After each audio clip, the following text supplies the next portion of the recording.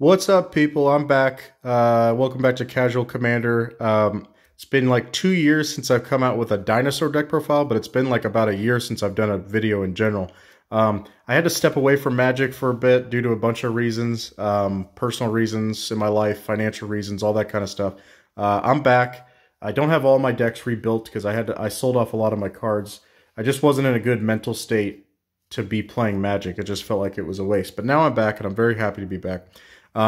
So the last time I did a dinosaur deck profile, my commander was Zakama Primal Calamity, and what I found out when I ran that commander, I ran that card as my commander for about 2 years. It just is a little too competitive. Like, I'm down to, beat my opponents into dust. I'm cool with that. I won't apologize for that. This is supposed to be a dinosaur deck profile, and I noticed that I could win a whole game without ever casting another dino as long as I cast Zakama. That became a problem. So while I still agree Zakama is probably the more competitive way to go, if you're like, I just want to win, and you're trying to pick a commander for this, excuse me, then go for it. But Gishath, I think, is the more fun way. Even if you whiff, even if you swing at someone directly, do 7, and you don't get any dinos, I would say this commander is still more fun while still being competitive, because what's the phrase I'm trying to think of? Like, don't kid yourself. Like, people still, like, shit their pants whenever Gishath's, like, about to come out. I mean, my opponents are constantly, like, if I'm reducing his cost, they're like, how much is it to get out? And they're, like, kind of counting down the turn. So, anyway, Gishath's great. That's what he does. I mean, most people know what he does, but, okay. Okay, so my lands, same as last time. I run 13 of each basic land type. I'm going to come back a little bit. 13 of each basic land type. Now, I do run more green pips than anything else. It's probably like 3 times as much. So you could tell me, like, why don't you run, like, I don't know, 30-something forests? Because I don't really want to. I could run dual lands, and if you guys want to run dual lands, like, that's up to you. This is my personal preference. The only thing I would say to that is don't come crying to me when, like, I Blood Moon you, Back to Basics you, Ruination you. Like, don't come crying to me and be like, oh, that's not fair. Like, if you want to have that consistency of you always have, like, whatever lands you need, then that's the price that you're going to pay for it. I don't run anything that's not a basic land in my decks. I'm very happy for it. I have a colorless deck that I'm working to rebuild. That's the only one I might throw something in there that's not a waste, but everything else is going to be basic, and I have fun with it. Do I get screwed over occasionally? Occasionally, but I don't know. It's probably just as often, like, that I actually do some non-basic hate against somebody or make their lands come in tap. So anyway, yeah. So that's the ratio. Like I said, I mean, would I like them to make more white and red dinosaur stuff? Of course, but right now, green basically just gets everything. All right, next is my creatures. For the 1-drops, just got Kinjali's Color. Dinosaur spells you cast cost 1 less to cast. Great card. The 2-drops... So first we got Marauding Raptor. So this is a card, we're going back to Ixalan at the end of the year, supposedly. I think it's called, like, now Mines of Ixalan. Not sure. They better have dinosaur support. Otherwise, I don't know why you're going back there. But this is a card that I would possibly take out. And when you read it the first time, you're probably like, dude, what are you talking about? This is great. Creature spells you cast cost 1 less to cast. Probably my favorite thing to do in Magic is reduce the cost of my own stuff. The next part, whenever another creature enters your battlefield, Marauding Raptor will deal 2 damage to it. Okay. So sometimes that's good because you have dinosaurs that have enrage effects and you get to trigger them off that. By the way, if a dinosaur is dealt damage this way, if it's the one that's dealt damage via Marauding Raptor's effect, then Marauding Raptor gets a +2/+0 buff until end turn. Look, we're not, to my knowledge, there's no way to make a zillion dinosaurs unless you're using, like, that Polyraptor combo of, like, makes a copy. I don't run Polyraptor in here. I just kind of, I find making copies mostly lame, so I don't really do that. But anyway, we have some, like, 2 toughness or less creatures in our deck that I've noticed whenever I've had Marauding Raptor out, it would just kill it on sight. And they don't have enrage effects, so that didn't make me feel good. So I took this out for a long time. I put it back in. Like I said, this card is, I like it, but I'd probably end up taking it out once they give me new support. Okay, the other 2-drop is Autopec Huntmaster. Love this card. It reduces your dinos by 1, and then you can tap it and give a dinosaur haste. Look, we have a few ways to give our stuff haste in this deck. We have, there's a few dinos in this deck that already have haste, but for the most part, a lot of our stuff doesn't. So this guy, not only does he reduce the cost, but he has another, it is a great card for dinos, but the fact that he has that dual purpose of being able to give something haste is great. So here's a new one, Giant Cindermaw from Brothers War. Trample, players can't gain life. We don't have too many ways of gaining life in this deck. I think it's just like 2 cards, but don't quote me on that. But it's a 4/3 with Trample for 3 mana. So I raised the argument in my last video that I did 2 years ago about dinos. I said I didn't like the Ikoria dinosaurs because they were dinosaur beasts and they really didn't look like dinos. So it kind of just made me feel weird about them. This guy, I mean, he kind of looks like a dino. Like, I'm cool with it. Do I love him? No. If Ikoria gives me new dinos in the next, by the end of the year, will I probably replace this card? Yeah, but it's fine. Okay, so another 3-drop. We got Kinjali Sunwing. I love this card. My opponents always hate this card. Creatures your opponents control enter the battlefield tapped. It's a 2/3. This screws up your opponent's plans so much, and then it just gives you more time to swing in with your stuff. So it's all good. So this is a card I'm bringing back that I had taken out because I got too many complaints, but now I would say my play group is at a level where I'm like I got a buddy. It's tough. We don't really agree when it comes to Magic the Gathering because we constantly bitch about each other's decks. I love him as a person, like he's my best friend, but we basically just complain all the time about each other's decks. Anyway, I got complaints before when I ran this card way back in the day that shutting people down from gaining life and then dealing a damage to a person every time they make a creature, like that's a problem. And I'm like, okay, yeah, but I'm not holding back anymore as far as this goes. I will only hold back in my deck construction when it's something I personally don't enjoy or I think something is too easy. Like, I'm trying to think of a good example, but like a Overwhelming Stampede or Beastmaster Ascension. Those are 2 cards that my playgroup, we've kind of just taken out of our decks in green because it's like, they're too easy. They're too dumb. So I don't really like that. They don't really have synergy. They're just great. Anyway, this card's amazing. Once again, that being able to shut off players from gaining life really comes in clutch. Like I said, we don't gain too much life in here. I think one of the other reasons I took it out before was I was running Zakama as my commander. So part of his effect is you can, gain 3 life by doing his effect, paying a white and 2 generic.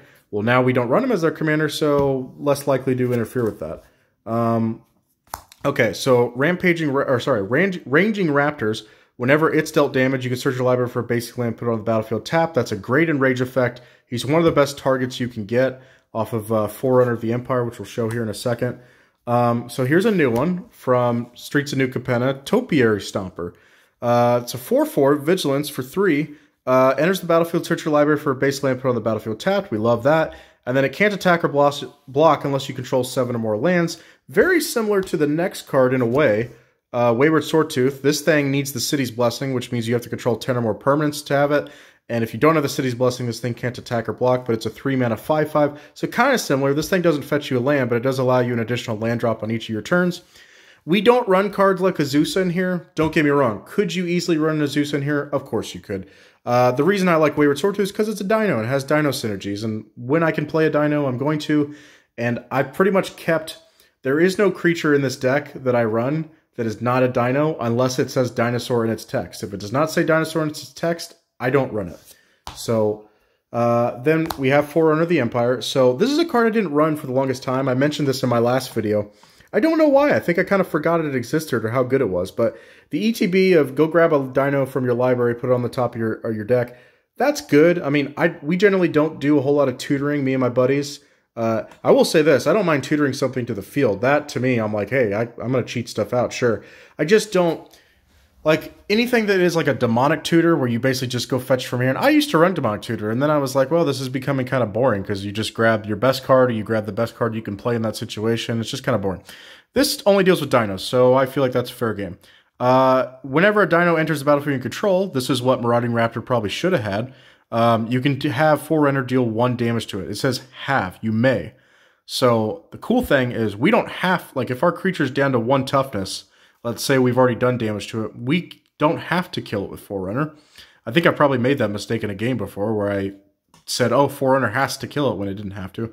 But good way to trigger the enrage effects on our dinos. This card was perfect. Out of all the Forerunners, I don't know, I run because I basically want to make a tribal deck of each one of the tribes that were out of Ixalan because I love those. I'd say the Merfolk one's not bad. It deals with +1/+1 counters. The Pirate one seems kind of useless, to be honest. Obviously, they all let you fetch whatever tribe you're trying to do and put it on the top of your deck. That's the first effect. And then the second effect is whenever a creature of that tribe enters, what does it do? I think the pirate one just deals like, makes each opponent lose a life or something when a pirate enters. Not that great. The vampire one gives the Forerunner a +1/+1 every time a vampire hits, but it only is until the end of turn. He might be the worst, but he's also a vampire knight, which I like. Anyway, another human, Knight of the Stampede. Honestly, this card was amazing, and if you were just like, how good is a card for dinosaurs, this card would be like, I don't want to say a mythic, but it would be a higher rarity than a common. But dinosaurs, spells you cast cost 2 less to cast.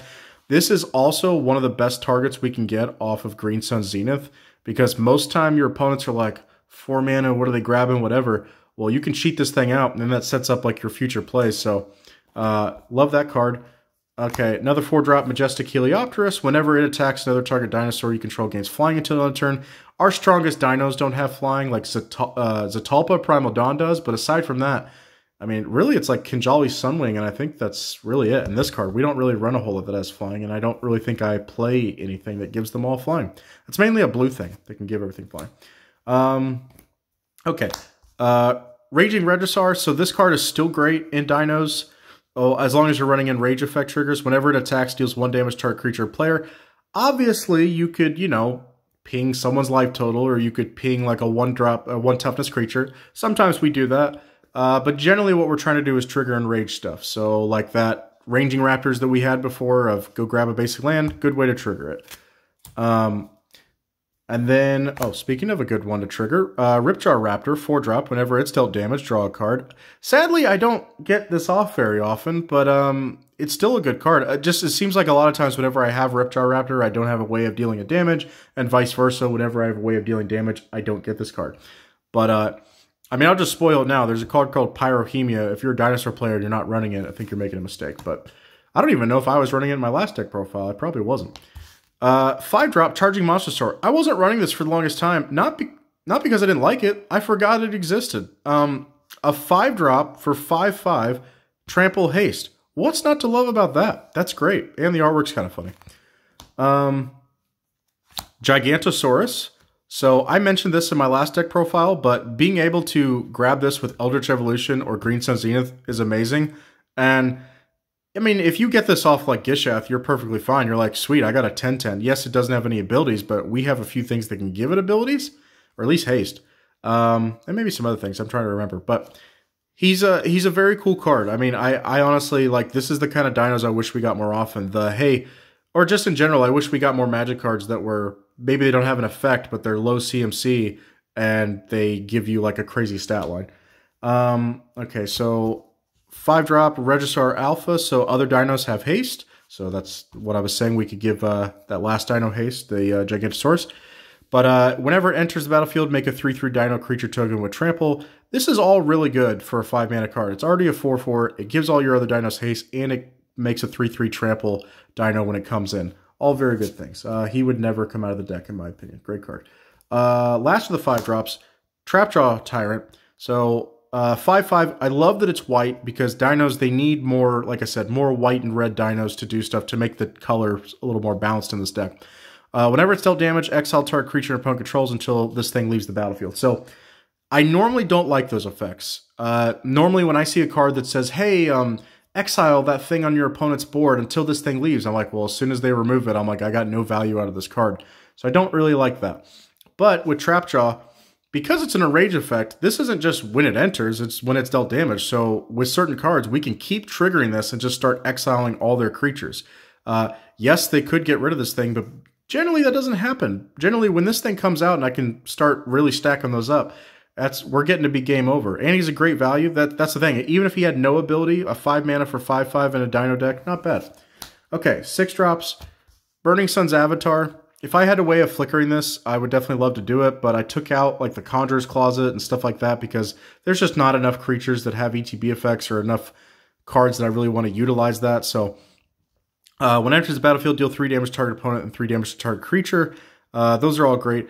By the way, I'm just thinking now, like, in case no one's ever played dinos or seen this, I guess I should probably explain what the commander does, in case you guys didn't click on it or like pause it. Trample Vigilance Haste 7/6 for 8 mana. Whenever it deals combat damage to a player, reveal that many cards from top of your library. Put any number of dinos from among them on the battlefield and the rest of the bottom library in a random order.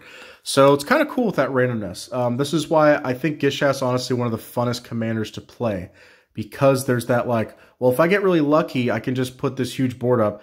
But it's kind of balanced because there's times you whiff, there's times you only get one or whatever. I mean, my opponents maybe say that this deck isn't balanced because it's so bad when I get like 6 out of 7, but I don't know. It's kind of fun. It's kind of, it reminds me of gambling.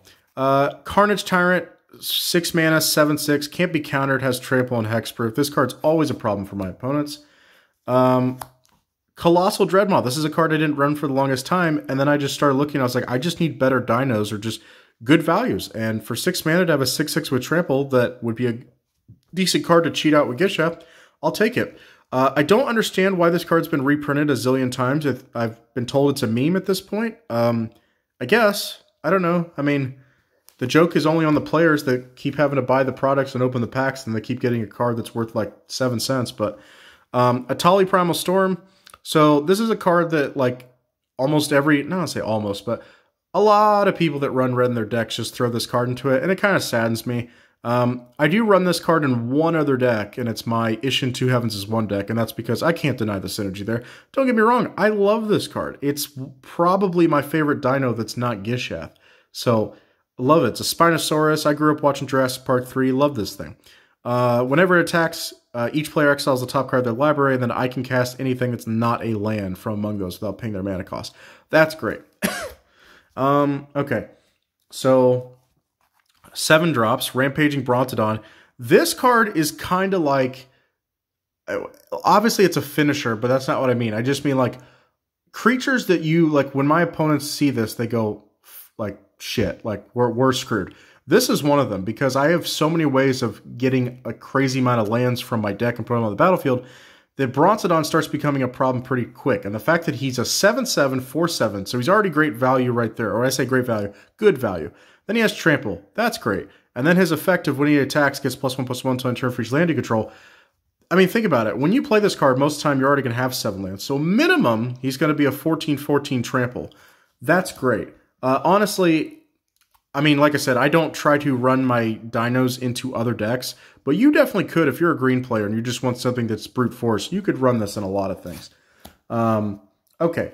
Silverclad Ferocodon. This is probably the best enrage trigger that we have. Whenever it's dealt damage, each opponent sacrifices a permanent. So this is what we're normally trying to do because even if our opponents have token, like if they have treasure tokens, if they have just a bunch of 1/1s or whatever, don't get it twisted. This can still start doing some serious work if you got a really good combo piece. But even if they don't have that, then this card just does extra work because like if they just got a bunch of big stuff or they got stuff they don't want to lose or they got lands that they can't afford to lose, this becomes a major problem. And it says each opponent, so we never have to be the ones that sacrifice anything. Verdant Sun's Avatar, like you could argue, okay, this isn't a life gain deck, so why do you run it? Well, we run a bunch of, our commander cheats out big stuff and we like, I mean, why wouldn't I want to gain life? This is one of the few cards that interferes with, you know, our Rampaging Ferocodons or that giant Cinder Maw that we were talking about earlier that says players can't gain life. But, you know, 7 mana for 5/5, but like this card just, when it's out there and you start playing your deck normally, this can be the reason why you don't die. So in that regard, I think this card is very worth it. Okay, so now we're getting into the bigger stuff. 8 drops. Ancient Brontodon, this card has no effect. It's an 8-drop for 9/9, but because we're running Gishath, any way we can cheat out big dinos is a plus. Okay. Awakening Sun's Avatar. So this is one of the cards that my opponents worry about. I mentioned this in my last video 2 years ago. So my opponents, whenever they're like, okay, like I got a good board, but it's Porter's turn. That's my last name, by the way. They're like, it's Porter's turn. What's he going to do? Well, I'm going to drop Awakening Sun's Avatar and blow everything up that's not a dino. That only affects like 4 cards out of our deck. I think I showed you. We only run like 4 humans. So this thing does major work.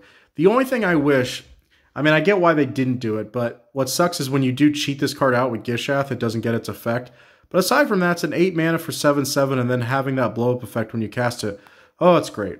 I don't really run any tutor cards, although I guess that that Forerunner that I showed earlier, that could be in the later game when you have the mana to play this. that could be a good out where you're needing to like wipe the board. That could be a good way to grab it. Zatalpa Primal Dawn, as everybody, I mean, my buddies, they call this card Alphabet Soup because it's like it does everything.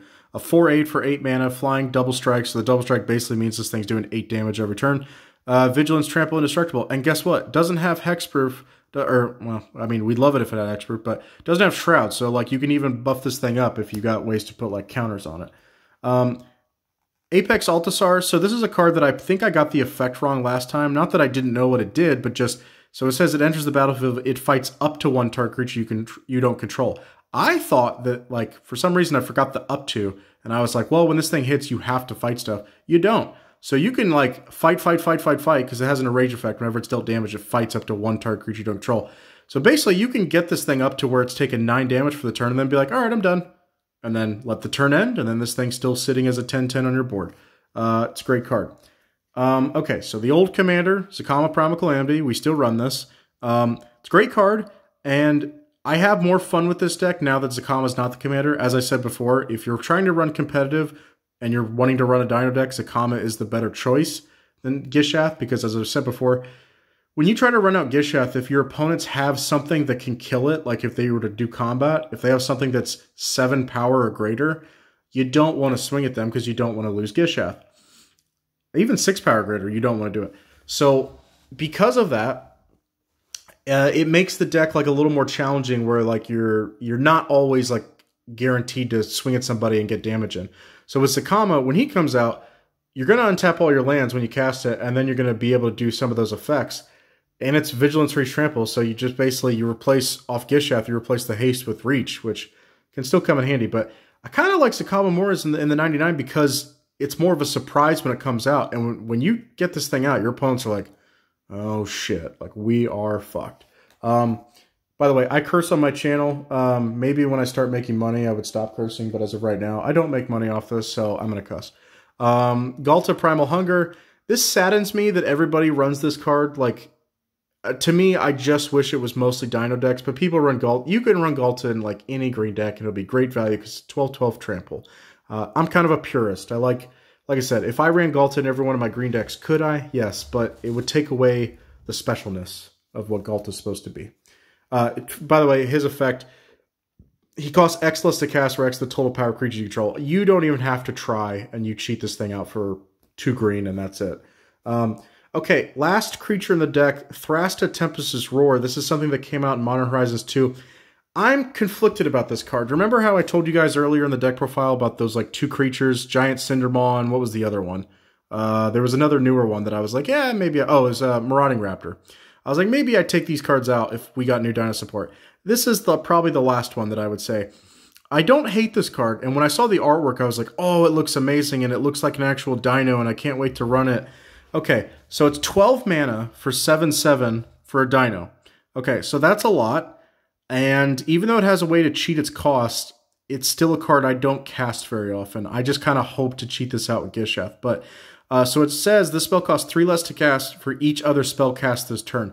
So I guess this includes your opponent, but most of the time our opponents aren't stopping us, at least my play group. It's not like that we don't run counter stuff. It just seems like a lot of times they're not... In the turns where I could play this, they're not doing that. So Trample, Haste, those are great. 7/7... And then the last effect, well, sorry, Trample over Planeswalkers, which is good. And then it has hexproof as long as it enters the battlefield this turn. It says entered, not cast. So that's kind of cool with Gishath that we can do that. So the effect of it costs 3 less to cast for each other spell you cast this turn. So think about it. If we want to cast this card for, let's say, 3 mana. So we'd need to play 3 spells and then have 3 mana left over. Is that possible in this deck? Yeah, but I don't get that very often. A lot of times I can only do like 2, and then this card's still going to cost me like 5. Is that right? Am I doing my math right? 6 for 4, no, 6. It would still cost me like 6. Yeah. So that's kind of the problem with this card is I don't love it for that effect. I think they could have made this card cost, I would say like 8 generic, or maybe 9 generic. I don't know. I don't know what it is, but I think the mana cost is too much. In a Dino deck, this isn't Spellslinger, so I can't always just pump out that amount of spells to reduce this thing's cost. So sometimes this thing just sits in my hand. This is a card you could sub out. I love the artwork, and if you get it out, it's cool. Okay, so we're done with the creatures. This video's been going on for a while. I'll try to speed this up, but I appreciate you guys if you're hanging in there with me. I do like explaining my choices. Commune with Dinosaurs, this is a card that I would say most people don't run because they have better options, but for 1 mana, I like the ability that if I need a certain land, I might have it in my top 5, or when in doubt, I'll run into a dino. I will pretty much, I don't think I've ever played this card and not run into a land or a dino. So for that, I pay 1, and I kind of get to grab something of my choice of something I need. So I like that. That card could come out maybe eventually. Okay, so ramp package, at least for 2 drops, we got Farseek, we got a Rampant Growth, we got a Thunderherd Migration, which is basically a Rampant Growth, except it's in a dino deck. Some people might ask why you run this, because there's better options. Because I run only basics, stuff like Nature's Lore and 3 Visits don't really give you the value that you want, because they're only grabbing forests. If I already got a green, I want to make sure that I'm able to get my other colors that I might need, my other lands. So Thunderherd Migration says it's basically Rampant Growth, except you have to reveal a dino to avoid paying an additional 1. We always have a dino in our hands, so that's not a problem. By the way, so I'll just show you with this next card. So Cultivate. I do not run Cultivate or Kodama's Reach in the same deck. They're the exact same card, except one of them is an arcane spell, but they're the exact same card. So that's generally my rule. If a card, creatures, I'm kind of more okay with it, but sorceries, if you do the exact same thing, I don't want to run 2 copies of the same card. To me, it kind of breaks the rules of what Commander should be. With this, I think this is an exception because I'm like, this one deals with dinos, and it's not like I'm going to run it in every deck. So, Cultivate, I'm not even going to explain what that does. You can look it up if you don't know, but most people know. I would say 90% of people know. Eldritch Evolution, I showed this last time. You sack a creature, and then whatever that thing's mana cost is, you can go grab something with 2 mana or less. It's like, basically, if you sack a 3-drop, you can go grab a 5-drop. You don't have to grab a 5, you can grab a 4-drop, whatever. But this card's great. It does get exiled after you leave because it is too powerful, because they didn't want people to just keep abusing this. But Eldritch Evolution, one of my favorite sorceries. I would probably run it in just about every green deck. Savage Stomp. So even though this set is a 3-drop, it's really more of a 1-drop because we're always going to target a dino. So really it only costs 1. You put a +1 on a target creature you control and then have it fight something. So the cool thing about that is not only are you removing a creature that you don't like off your opponent's board, not only are you buffing something for 1 mana by 1, but you're also triggering enrage effects if you do that, because when fighting happens, that is damage being dealt to the creature, which will trigger its enrage effect, which normally helps us out. Decimate, this is like my Gruul staple. I run Decimate in every red-green deck that I run. People don't think this card's really good anymore. I do. Okay, so let's think about it. I've mentioned this before. There's always a land on the board to blow up. There's always a creature on the board to blow up. And then artifact or enchantment. Normally someone's got a mana rock or something that you got to worry about. And then that just leaves enchantment. And I would say still about 80% of the time, whenever you have this and you're able to play it by turn 4, let's say, there's always an enchantment. I said 80% of the time, there's normally an enchantment to blow up. Okay, so I got explosive veggies. So here's the thing with explosive veggies, and think about it from my perspective. Because I only run basic lands, explosive veggies is good for me because if I'm running, and like I said, all but 2 of my decks are 3 colors. So I have a lot of 3-color decks. So when I get explosive veggies, I'm like, sweet, this allows me to, if I'm missing a color, or if I need 2 or 3 of that certain color, like I can go grab the lands that I need. And that's what I like, is it's the diversification of go grab the lands that you need. That's what I like about it. Because things like 3 Visits and Nature's Lore, like I said, if you're running non-basics, I get it. It's great because they come in untapped. But for me, I need my basics and I need the colors that I really need. So I run explosive veggies in just about every one of my green decks. I get why a lot of people don't like it, but I still like it. So for a player like me, it still works. Skyshroud Claim, the reason I like Skyshroud Claim over something like Nature's Lore is, yes, it's the same value technically, because in Nature's Lore, you're paying 2 or 3 visits, regardless which one you want to say. You're paying 2 mana to get 1 forest to come in untapped. Skyshroud, I pay 4 to get 2 to come in untapped. The thing I like about Skyshroud Claim more is that it's 1 card out of my hand to ramp me up 2 lands. That's what I like, and they come in untapped. Nature's Lore, you're just not getting as much pop out of the card in your hand, I guess is what I'm trying to say. Traverse the Outlands, this is becoming almost a green staple for me, because this is like the best ramp card, in my opinion, in green. I mean, there's probably some better options, but as long as your creature, I would say, is like you want to have it at least 5 power or more. That way you're breaking even on your value. But I'd honestly say even if your creature's power is only 4, you're still like, well, I paid 5 mana to ramp 4 lands. That's still pretty good. But most of the time we're getting this out, we're getting at least, I would say, 7 out of this. So our commander's power is 7, so Traverse the Outlands, great card. And the fact that they reprinted it in Baldur's Gate, this was a great reprint because Traverse the Outlands, I think, was getting up to like, I want to say $10, and now it's like $1. So great job on Wizards of the Coast for reprinting that. Another kind of green staple, at least in decks where you get bigger power creatures, Rishkar's Expertise, probably my favorite draw card in the game just because of the value that it gets you. And once again, why does green get to do everything? Just because. Draw cards equal the greatest power among creatures you control, then you can cheat and cast a card with 5 mana or less from your hand without paying its mana cost. So the cool thing about that is there's a lot of good, we just showed you, this is a 5 mana costing card that we could cheat out. That's happened before. But yeah, Rishkar's Expertise, great. Like I said, if you're choosing your commander, if you get Gishath out, that's 7 cards that you're drawing. A card that more people should be running, I get it's kind of expensive, it's like $7 or $8, Sivala's Stampede. So it says, and it's kind of a lot of text here. Starting with you, each player votes for Wilder for your reveal cards from the top of your library until you reveal a creature card for each wild vote. Put those creatures on the battlefield, then shuffle. You may put a permanent card from your hand on the battlefield for each free vote. So generally when I play this, I vote for Wild because I want my opponents to be like, okay, he's trying to cheat something out of the deck. And then they'll be like, his hand's probably not that good. So they vote free. And then I get to cheat some of my enchantments out if I need to, because those are permanents. Lands, I don't normally go for those because normally I have enough permanents to cheat out that aren't lands. But yeah, we normally always have creatures in our hand that we'd want to drop. So yeah, cool card. Boundless Realms, another ramp card for me that I like and I think more people should be running it. I get why they don't because a lot of people are in this CEDH mentality of gotta run stuff that's 3 mana or less because I gotta get good value. But for this, if you have 7 lands and you pay 7 to ramp 7, that's still good value right there. But most of the time, we can wait and ramp. This can be like the card we play on our second to last turn because we know after we trigger this and get this off, the next turn is probably going to be the last one where we wrap everything up because we have enough land to do whatever we want. But if I thought I read what the card does. Search your library for X basic lands where X is the number of lands you already control. It's great. Last sorcery, Green Sun Zenith. I mentioned this in the last video. That Gigantosaurus, we can grab a Green Sun Zenith for 6 total mana to get a 5-drop out. That's great. But obviously, like Green Sun Zenith, we could find whatever. If we had a ton of mana, we could get Zakama out with this. We can get, if we need to give our stuff haste, we can grab a Raging Regisaur. We can get him out. So if we want to reduce, we can do Knight of the Stampede. There's a lot of cool things we can do. Remember, kids, Green Sun Zenith shuffles back in your library. The amount of times I've watched gameplays of people forget to do that, it's infuriating. Okay, we're on to the enchantments. I'll try to hurry this up because I know this video's forever.